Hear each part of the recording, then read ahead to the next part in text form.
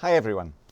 In this module we're going to talk about natural language processing. In other words, how we can analyze large quantities of unstructured text, building on some of the tools we introduced in the last module. And so in this module we're going to provide some more practice with importing PDF files, and then we're going to actually use those PDF files to estimate what's called a topic model, using what's called LDA. And a topic model is something which allows you to understand what are the latent themes or topics within a text. For example, what is a plan talking about? What are the topics in an essay or a review? And then there's a lot of model parameters which we can adjust in these topic modelings. And so we're going to explore how we can adjust these to try and get a result that is useful to us and is meaningful. So far in the last module we've got some text into Python, we've cleaned it up, we've split the strings into sentences and words, and we've also done some simple word counts. So now we'll see what topic modelling, again this is one method under this broader umbrella of natural language processing, we'll see what topic modelling can do.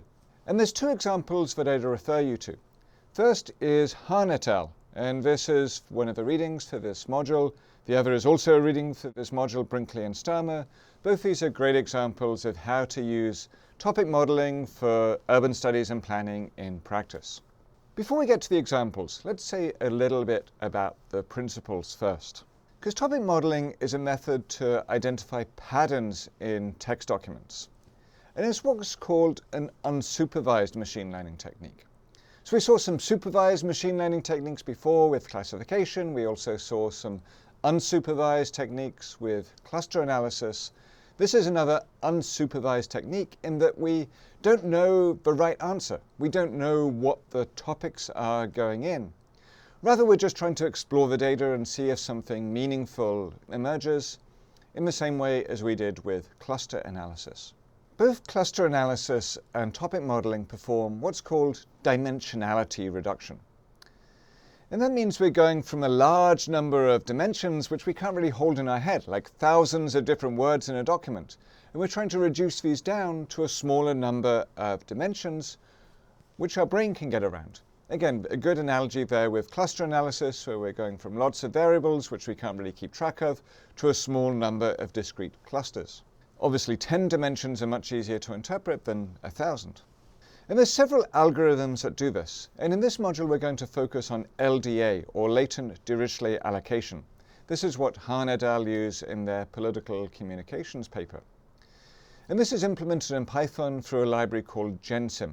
There's other ways to do it as well. Scikit-learn is a popular alternative, but GenSim is a more specialist library devoted to natural language processing, whereas Scikit-learn is a more general machine learning library. So the example we'll use will start with a selection of climate action plans from cities and counties in California. These are the documents that cities and counties produce as a roadmap to how they are trying to reduce greenhouse gas emissions. And this is a project that I worked on with Hilary Angelo, Key McFarlane, James Siragotis, and you can read about it here, our paper, Missing the Housing for the Trees. And I thank my collaborators for permission to share this data set.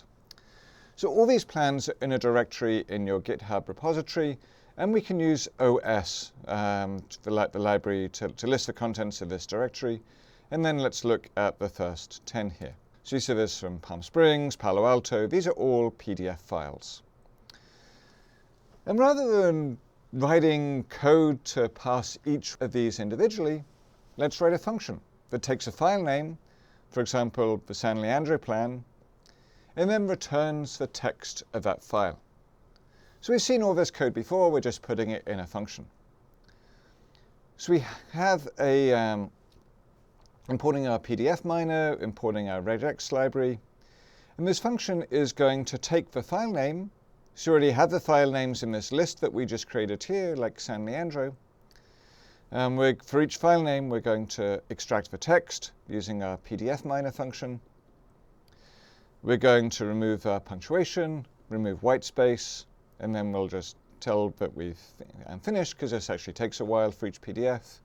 and then we're going to return the text of this PDF for this file name.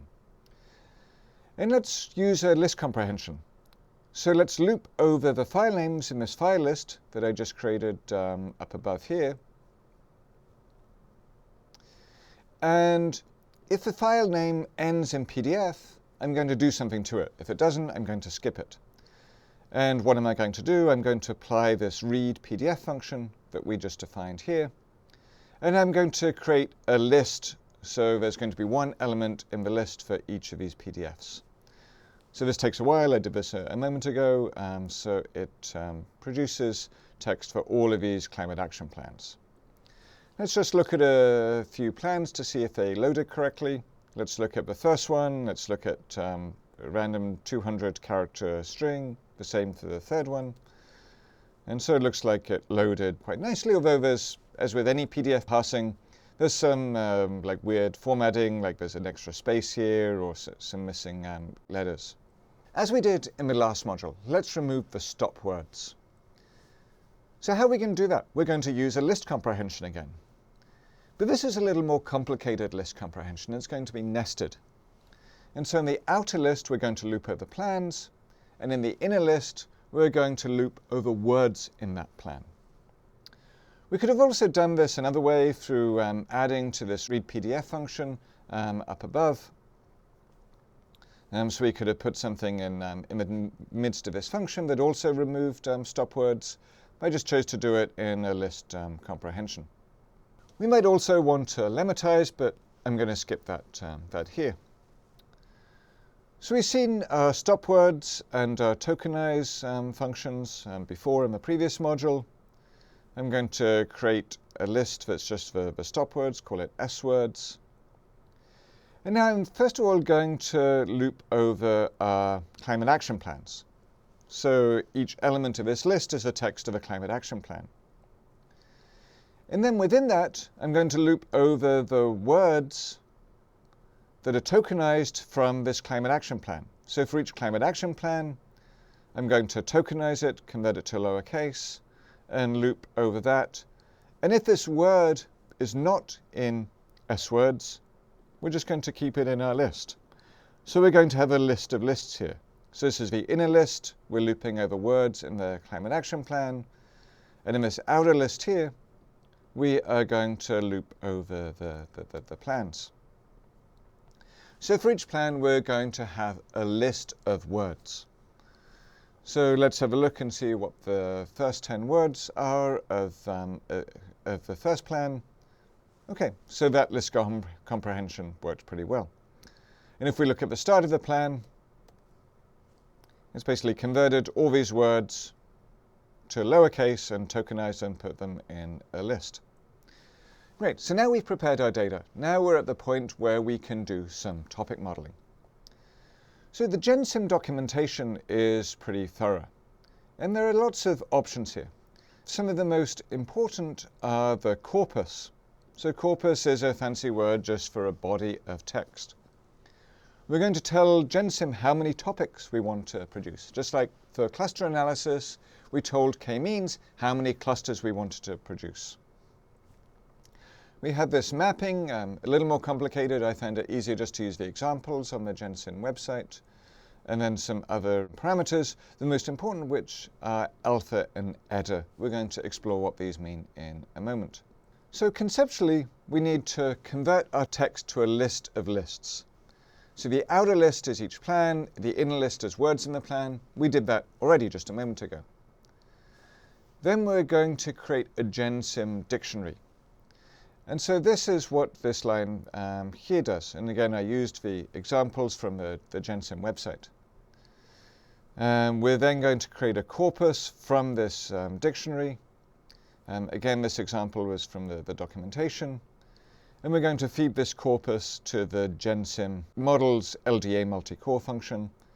And again, this was from the website, the number of topics I want 5. And here we're not going to specify the alpha and eta for now. We're just going to use the GenSim defaults. That's something we can experiment with in a moment. So now we have this model object, which contains the results of our LDA model. And so we can explore some of its attributes and functions, and again take a look at the documentation. So it looks like this first topic, it's weird, it's like sid, sid, sid, sid, sid, sid, sid, sid, sid, sid. Okay, so maybe we can get rid of this. We'll come back to this in a moment. The second topic, it's got a lot of words like emissions and energy and climate. The same with the third one.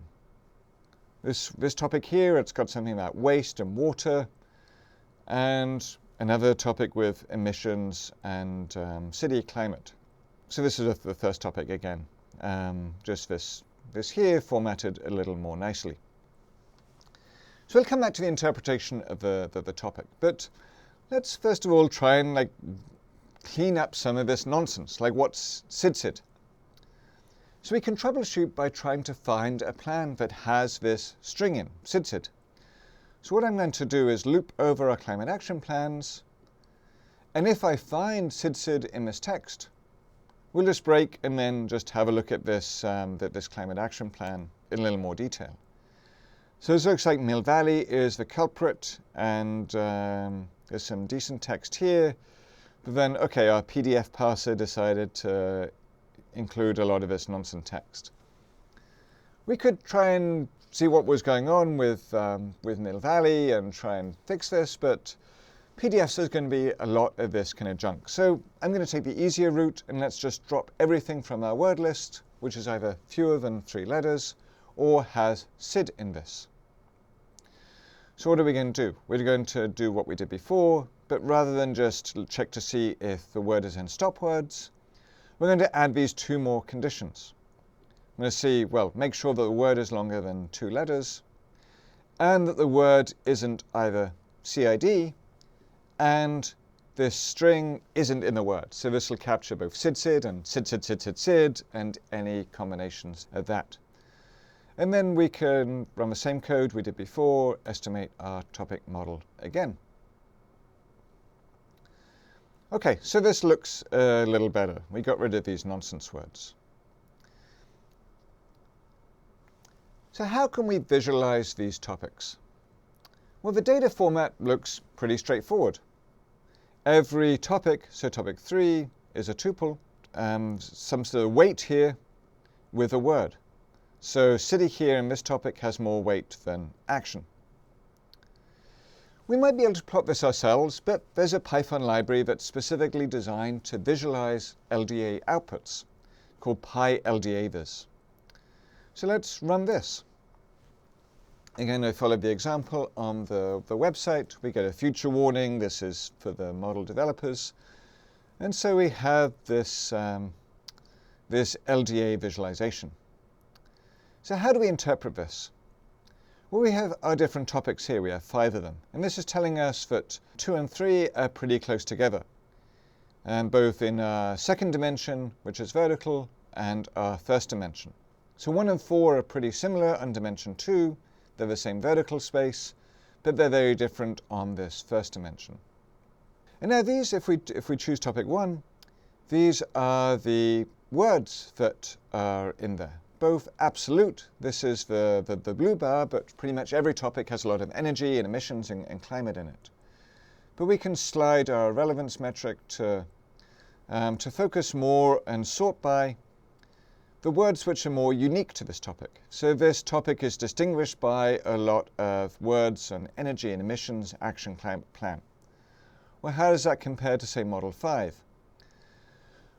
Well, there's also some energy, climate, action plan, but there's also something on transportation and water, reduction, community, buildings. So it's up to us to try and figure out what these topics mean in practice. But partly we can use this visualization to see how close the topics are to each other, but also which words distinguish them. So this is where the exploratory analysis comes in. First of all, we could adjust the number of topics, just as we adjusted the number of clusters, so we can see how many topics we emerge something that is distinct and meaningful. And then these parameters, the eta and alpha that I've alluded to. If we were doing regression analysis, then exploring would be bad. This would be kind of fishing for statistical significance. That's frowned on for very good reasons. But in this type of unsupervised machine learning model, this type of exploration is an inherent part of the process. We aren't testing hypotheses, rather we're searching for patterns and trying to understand what's in our data. So remember that the LDA multi-core function, it takes these alpha and eta parameters. We could adjust these. We might also want to exclude certain uninformative words based on our context knowledge. Maybe we want to drop city or climate because these are all cities and they're all talking about climate action in their plans. So alpha controls what's called the expected distribution of topics across documents. And this means that if you increase alpha, each document is likely to be mixed. Each plan is going to have a mix of your topics, rather than just focusing on one or two. We're probably not going to expect a plan that is just about waste, or just about transportation, or just about tree planting. Eta, which you might sometimes see called beta, controls the expected distribution of words across topics. So here a higher value of eta means that topics are more similar in terms of their mixture of words. So let's see what this means in practice. So I'm going to expect that our documents have a mix of topics. I'm going to set alpha is 0.9. Eta, less clear about what to expect, but let's try eta as 0.5 for now. And I'm also going to exclude these words, which I'm going to expect every climate action plan to talk about and don't really tell us that much. So I just added this to our list of conditions and things to exclude. Otherwise, I've just added these two, actually I said 0.9, let's try 0.9, and see what this does. So you see that we get a different list of topics. They're more spread out for a start. Well, what does one do? Well, one is more clearly about energy here. And there's some water and transportation. There's control the sorting, so we're sorting more by the distinct words. 2, energy and waste comes in, and residential and commercial. Perhaps these are talking about buildings. Okay, there's buildings here as well. What is 4? Perhaps harder to interpret. There's San, which is probably the name of a city, like San Leandro or San Rafael. Reducing, there's some about buildings here as well. Waste is to the fore on topic 3. So this is still perhaps gives us some insight to what type of topics are included in plans. It's hard to find, in my view, a meaningful group of topics, but I'd use this as a starting point to experiment further. Change the number of topics, change our parameters, and perhaps exclude more words, which are just not meaningful in terms of telling us about the topics of the plans. Remember also we only have about 30 plans in our sample. With a few hundred plans, we might be able to generate further insights. But I'm going to leave this as an exercise for you to experiment further with these parameters and perhaps a list of words that you can exclude and see if you can come up with a sensible list of topics.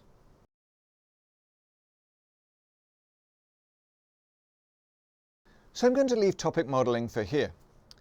But remember, this is a form of dimensionality reduction. The aim is to make your data easier to interpret by going from a large number of words into a smaller number of topics, which you can look at and say, hey, this is a buildings topic, this is a transportation topic. Exploration and iteration, trying lots of possibilities, are the keys here.